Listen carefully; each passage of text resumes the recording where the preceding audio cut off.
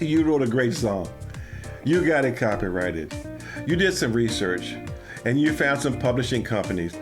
You put together the intro letter and a good demo. You uploaded it to SoundCloud or maybe even put a Google Drive with a link out there, and you're ready to send that bad boy out, right? Stop. In most cases, it's gonna get trashed right from the beginning and nobody's gonna listen to it. My name is Henry Clark, and this is Senior Musicians Unite, where I provide tips, tricks, and industry info to help us seniors keep it going. So, how come your song got trashed? Let's get into it. Submitting your song to a publisher without permission may seem like a harmless act, but it can get you in hot water legally and ethically. From a legal perspective, music publishing companies own the rights to specific songs and artists. So, submitting your song without permission can be seen as an infringement on those rights. You could also be accused of copyright infringement, and that's a serious offense that can lead to legal action. Ask Pharrell Williams and Robin Thicke versus, the Marvin Gaye heirs over the song Blurred Lines, right?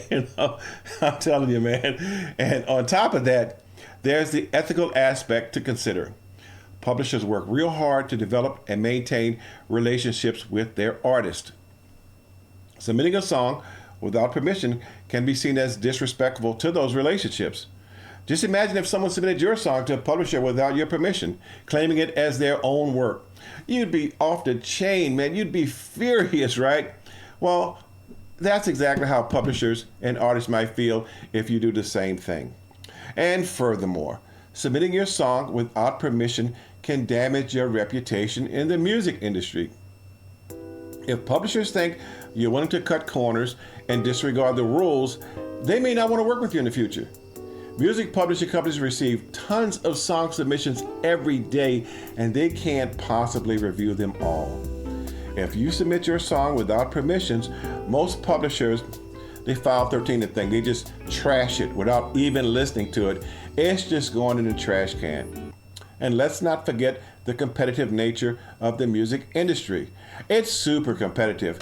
With so many talented songwriters out there, publishers can afford to be picky. And if you don't follow the proper protocols, you may not even get the chance to showcase your work. Publishing is also complex. It involves delicate relationships, contracts, and permission. And when a publisher agrees to work with an artist, they obtain the rights to their music, which includes the right to reproduce, distribute, and publicly perform the work.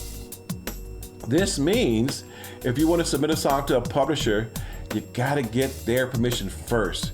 If they're interested, they'll contact you and ask for a demo, a lyric sheet, or whatever else they may ask for in their typical response. Now, that's the standard definition or information. But let me tell you something. The demo standard has definitely changed over the years. You need a top quality demo, and the closer your song demo can sound as something that will be on the radio, the better your chances will be. That's what you're up against. They don't have time to try to dream up all the necessary parts. They want that demo top notch. They want it there right off the bat. If your demo is bland, if the vocals are poor or substandard in quality, it ain't gonna cut it today.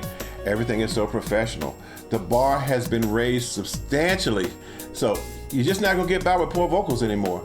Some of that stuff that I hear that people want me to listen to, it ain't gonna go anywhere. I'm telling you.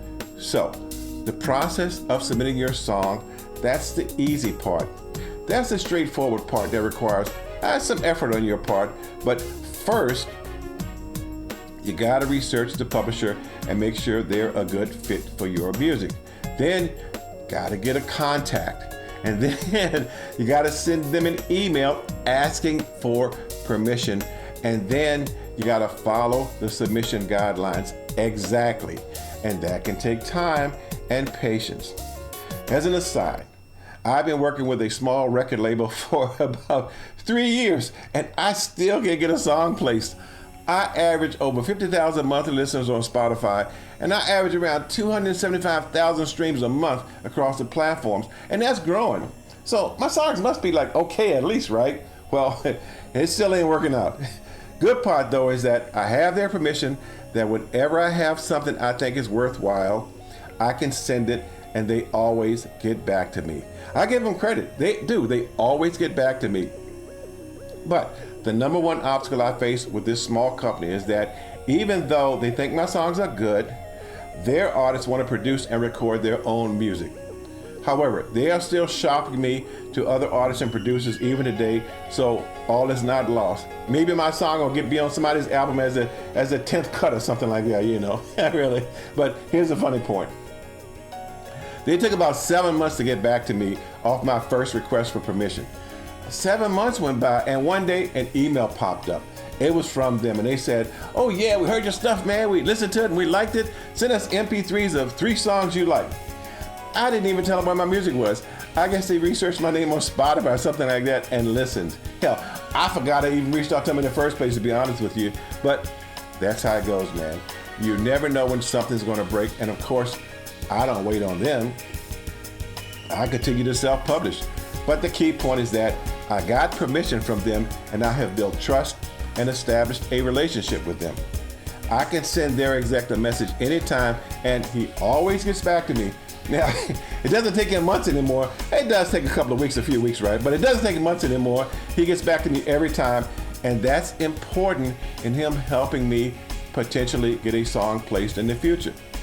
So the question for you is this: is it ever acceptable to submit a song without permission? The short answer is no. Matter of fact, hell no. Now, I know there may be some exceptions. There's always exceptions, such as you might attend an open mic night or pay money to join an organization like Songtown. I think they charge like $300 a year or something like that, and they submit on your behalf after intensive tutoring and screening. Notice I didn't mention these songwriting contests like American Songwriting and stuff that pop up on Facebook. That's because they always offer prizes like recording equipment and stuff like that, but the research shows that they rarely result in a publisher or labels chasing you down. So, all in all, it's generally not a good idea to submit your song without permission. The consequences of doing so can be severe, from damaging your reputation to facing legal action. So, here's what I want you to do. Focus on building relationships, following the rules, and respecting the rights of others in the industry. You do that, and who knows, man, you may be the next Grammy-winning songwriter. I'm telling you, right?